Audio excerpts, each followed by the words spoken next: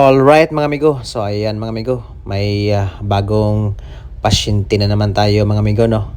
So isa sa trabaho natin dito sa barko mga amigo ay mag-conduct ng mga maintenance sa ating mga machineries. Itong pag-recondition ng ating mga spares mga amigo ay isa rin to sa ating maintenance. At advice ko lang pala sa mga newly graduates or mga aspiring marine engineers. So pagdating nyo dito sa barko mga amigo ay pag-aralan nyo mabuti ang mga ginagawa ng mga ratings, mga engineers upang mabilis ang pag-angat ng inyong career mga amigo, lalo na sa mga baguhan yan, mga aspiring marine engineers, no? Pagdating nyo sa barko mga amigo, mag-aral po kayo mabuti.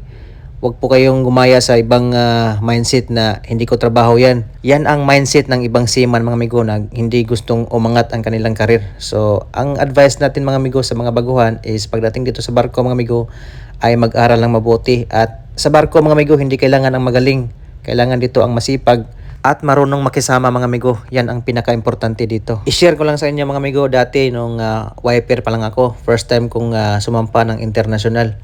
So ang ginawa ko mga amigo ay palagi akong sumasama ni Oiler. Kinabisado ko yung trabaho niya, lalo na kung mayroon siyang maintenance, maglinis ng filter, mag-sounding. Dahil yan na ang pinaka-importante mga amigo. Step by step procedure mga amigo. Kahit mabagal ang pag-usad ng ating karir, at least may ginawa kang movement upang umangat ang iyong posisyon at hindi ma-stuck up sa iyong current position mga amigo. So kung gusto mong maging official mga amigo, ay gagawin mo ang pinaka the best of the best mo upang umangat ang iyong karir. Basta ang importante lang yan mga amigo na umangat ka at wala kang sinisira ang tao. Para sa akin mga amigo ay napaka-advantage ang pagiging makinista mga amigo. Dahil ratings pa lang, nakikita mo na ang mga maintenance, ano ang ginagalaw, ano ang kailangan gagawin.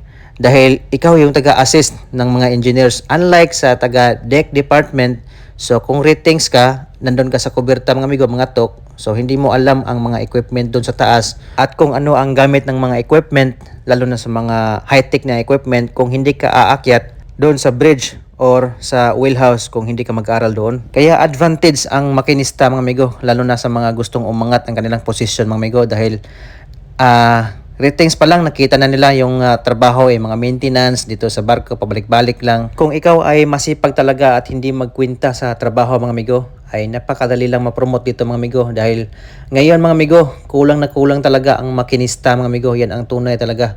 Kaya ngayon, tingnan mo, yung mga makinista mabilis ang promotion unlike sa deck department mga amigo.